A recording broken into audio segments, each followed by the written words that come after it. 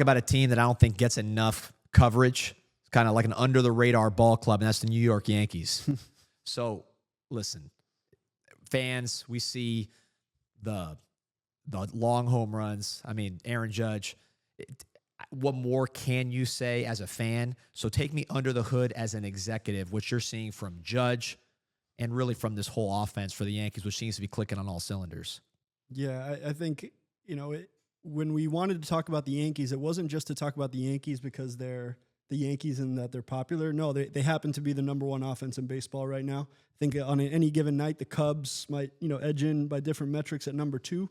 But kind of however you slice it, the New York Yankees, from a record standpoint as well as from just a run production standpoint, they fly off the page. Well, let me hit you. Number 1 in xWOBA, number 1 in hard hit, number 1 in barrels. That's pretty good under the hood. Yeah, all those 3 things are the most important things. We can dissect different stats, but those 3, like hard quality of contact, good swing decisions, on base numbers. I think it's an offense firing all cylinders. We touched on it last episode, but it's interesting to have subtracted Juan Soto, right? And added other guys that have made him, in my opinion, a little more balanced out. Now, last year's offense was also exceptional, so respect to that lineup, but they've kind of kept on going offensively without Soto, and Aaron Judge has it's kind of like boringly good, like boringly best we've seen, I think, since, I don't know, Barry Bonds, right? Like that kind of, you're expected to be the dude, everybody pitches around you, and you still put up the kind of numbers that he's in. If you pull up his page, it's all 100th percentile. I think, yeah, you're expected to go out and be good, but his rolling out and being elite again and dominant again, I think it's a huge part of why the Yankees are the spotlight for this week. We know about his commitment to his own development, right? The makeup, the fact that he puts in the work, but there's another side to that equation. That's the people working with him. Talk to me about the Yankees organization development-wise and how they're turning out hitters that we didn't expect to be great that are great, and hitters like Judge that we expected to be great and are otherworldly. Yeah, I think the Yankees deserve a lot of credit from a development standpoint, and I think that credit should be extended out, probably a decade, 15 years, maybe even more, because they've had a really good reputation from a player development standpoint, especially offensive player development standpoint. The list is long from the Jeter, Bernie Williams era, but down to even, today with Judge, Ben Rice. Like, it's a lot of Yankee stories. Gleyber Torres, who's not a Yankee anymore, but a lot of those things are implemented, like we talked about last episode, decades out for you to see the fruits of them now. And I think the Yankees they're from an offensive standpoint, offensive philosophy and approach standpoint, I think they're one of the better ones in the game. I think James Rowson, to me, is one of the best people in the game, period, but definitely one of the better, if not the best, offensive coach in all of baseball right now. And I think he's getting to show it now with results. Now, you're someone who knows James personally. You worked with him in the Marlins, so you saw him work up close. For Yankees fans or whoever's trying to learn more, I mean, they hear the name, maybe they're familiar with the name, but just what makes him different and why he's able to connect with hitters and allow them to improve and not just, hear what he's saying, but actually apply it. I think what we're seeing here in this day and age of kind of like newer age thinking as it relates to hitting, I think James Rowson, or J-Ro, as a lot of people call him, is able to blend both worlds of a lot of like the newer age ways of thinking, which you have to think that way because players will go on their own in the off seasons to these places. So you have to be fluent in that language. You have to speak that language of all this, everything that's happening right now. But I think James has the benefit of also being steeped in traditional hitting philosophy, which these things cycle back around. Like some things are staples and have staying power philosophically for a reason. And I think with the Yankees in particular, first of all, I think he's from Mount Vernon, so he's at home, like a hometown kid doing well in the Bronx. But this is actually his third time back with the Yankees. I think he started there as a coach back in like 2006, then made a few other stops before coming back as a hitting coordinator to then go and do you remember the Bomba Squad, the Twins team back in, I think that was 2021 or one of those teams, 2019. He was the hitting coach for the Minnesota Twins before making a stop with the Marlins as an offensive coordinator / bench coach. to then circle back around and now be the primary hitting coach at the major league level with the New York Yankees. So it's the Yankees, the organization is familiar with him, but I think they're seeing him in a different light now that the offense is really firing on all cylinders. And I think he blends these two worlds really well. But at the end of the day, I think he's an excellent communicator of very complex information that needs to be distilled into something very, very palatable.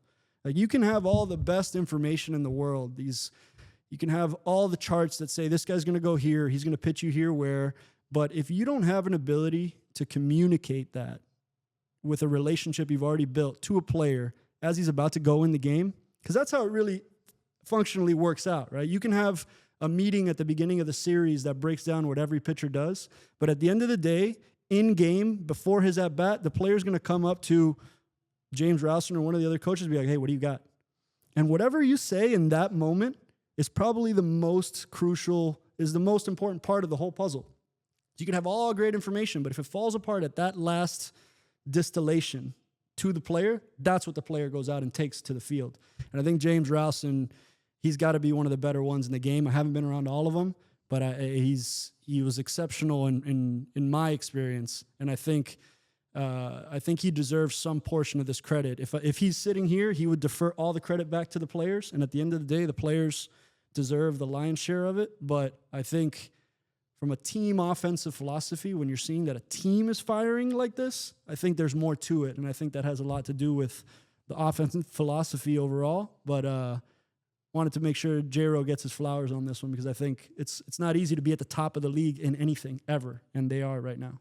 A guy that has a history with J-Ro going back to the Marlins and has a history with you going back there as well, Jazz Chisholm. So 159 batting average on balls in play. You expect that to kind of level out. Not been the most lucky start, but his base running's been outstanding. His fielding's been outstanding. The power is there. What do you see with Jazz? You said it when they made the trade that you saw him really taking off in that environment, just kind of under the lights, being that type of player. What do you see from Jazz now that he's gotten into the flow of things with the Yankees? Right. I think Jazz is a case of batting average being misleading right now, because I think he is a solid offensive contributor right now. He's got a barrel rate close to the 90th percentile.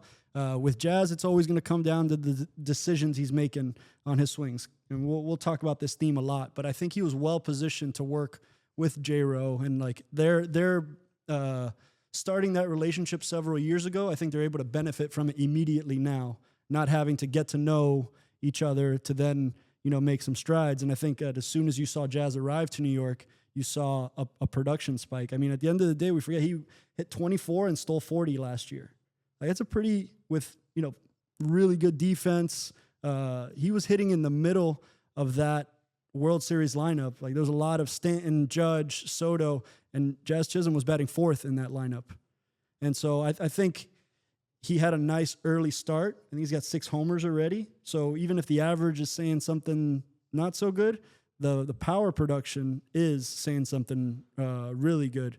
And you mentioned the base running and the fielding. I think if you advanced the Yankees last year in the World Series and you kind of dissected them, defense and base running would have been kind of some shortcomings for them. And if you look at them now, they've made some additions to shore up a lot of those things. And Jazz is playing defense in the 95th percentile and base running in the 91st percentile. So he's total contribution is positive.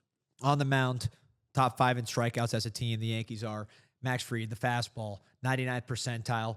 Breaking ball taking a step back, just according to the numbers, but it's so early, with the sample size to take too much from that part of it. But it looks like the fastball's for real. What allows him to be so effective with that pitch?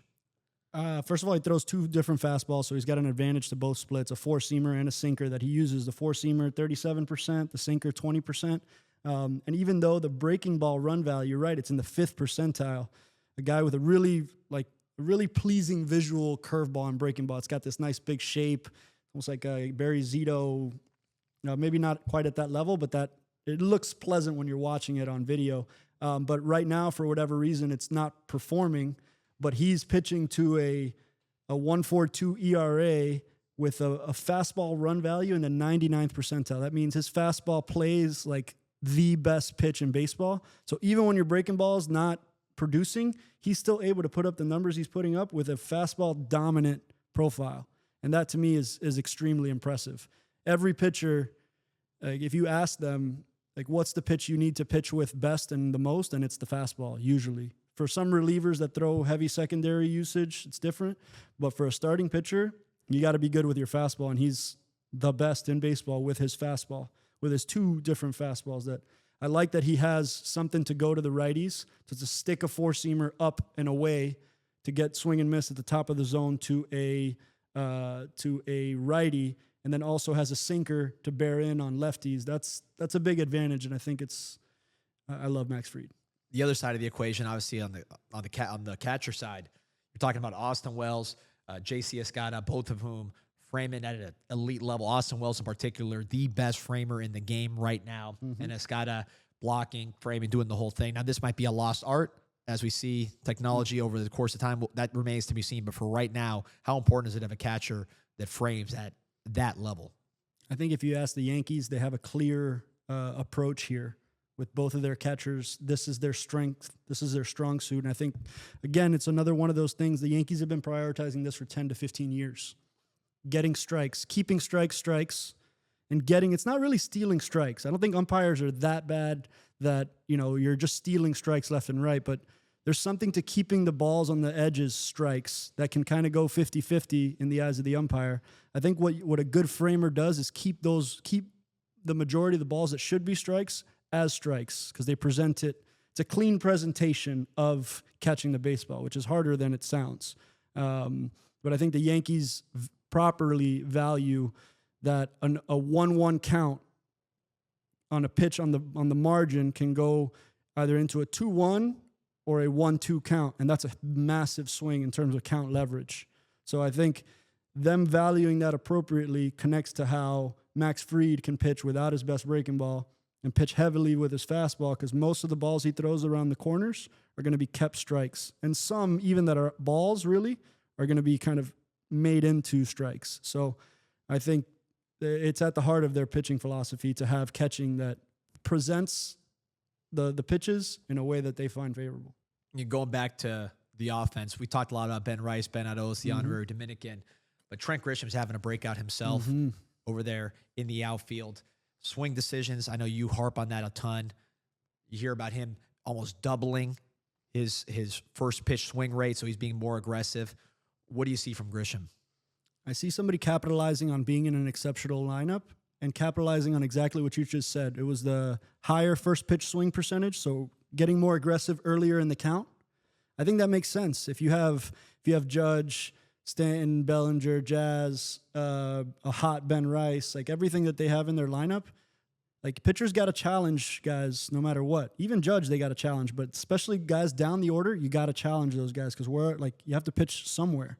And I think the Yankees and Trent and back to J-Ro potentially are identifying that early in the count, there may be some good eating for Trent Grisham early in the count, and he's doing that. His baseball savant page pops right now, and he's a total player, contributes defensively and base running as well. So I love seeing stuff like this, reestablishment of value in a role that a guy that maybe gets lost in the shuffle, but talk about taking advantage of your shot here. So love that. Adrian, what are you, 35, 34? 36. 36. So Yeah. I know you like to think you still got some gas in the tank. Maybe you're approaching your prime, right? Some of these relief pitchers on the Yankees seem to be hitting their stride here at 35, 36 years of age. You're talking about Tim Hill, 0.5 WAR in 8 major league seasons, but the ground ball percentage on that sinker is just off the charts right now. Also, Fernando Cruz, similar, 35 years old, out of Puerto Rico, got 1.4 WAR for his career, but he gets it done with the splitter, the whiff percentage in that 99th percentile. So just this whole class of player that's kind of, say middle age, but, I guess baseball terms, probably towards the end, age-wise, never exploded, and then they get the breakout here late in their careers. Just you as an executive, have you seen this kind of profile before, and what does it take to unlock that in an older pitcher? I think being in a good system and utilization, like how you get used and the pockets with which they decide to use you, I think has a lot to do with it. So if they rightfully put Tim Hill in a lot of left-on-left pockets or left-right-left in that spot, And that can really help the same profile that you pitched with somewhere else that maybe you had middling success with. If you get utilized in certain pockets advantageously to your split, you can find a lot of success in these more limited roles. That's why I find bullpen construction is fascinating. You can construct a solid bullpen with pieces that complement each other, even though them on their own, if they had to go one inning at a time whenever, in true 7, 8, 9 fashion, they wouldn't perform as advantageously. But because they get popped or put in the game in certain spots, I think that you're able to construct a good bullpen with guys that are maybe on the margins of recognition. And Tim Hill, to me, that's a tough at bat for a left-handed hitter. It looks like it's coming out of first base, and it's a boring sinker, and he's throwing a lot of strikes. And so, to me, that's a lefty, a tough angle left-hander with a high probability to put the ball on the ground. You can find a lot of spots to use that, and I think the Yankees use it well. But then, to Fernando Cruz's profile, here's a case of another guy pitching a completely different way, where he's got probably the best off-speed in baseball right now with that splitter, but he gets matched up in other spots. So he's a different look out of that bullpen and a different profile. So they have a good diversity going in that Yankee bullpen. And Luke Weaver's I love Luke Weaver too. He's just ice in the veins. Like he's another one that he got a lot of due credit in the World Series and the playoffs, but he's interesting in terms of a non-power closer, where it's just able to find a different path to the same result. And that's what I mean, that you can put these pieces together in the bullpen and find the right collection of guys and how they complement each other and net out in a really good bullpen. And I think that's where the Yankees are at right now. In terms of putting that puzzle together, is that coming from the manager? Is that coming from the pitching coordinator? Is that coming from the front office? I mean, how does who's behind the scenes making sure that bullpen fits and how it's utilized? I think it's a collective. I think it starts with a good pro scouting department and a good front office that identifies the player personnel move that needs to happen so that Aaron Boone has weapons in all of these different scenarios and instances. But then it transfers over to, it's comprehensive. It transfers over to the pitching coaches themselves, which have to execute a plan. And that plan is usually a collaboration between the front office and the coaching staff, not one or the other. In good organizations, it's hand in hand. And then, the pitchers having to go in and execute themselves. But that whole process and how it comes together, I'd say heavy front office and identification, heavy development on the pitching coach side. And then like a pitcher, you still got to execute on the in-game stuff. So they got a good thing going right now.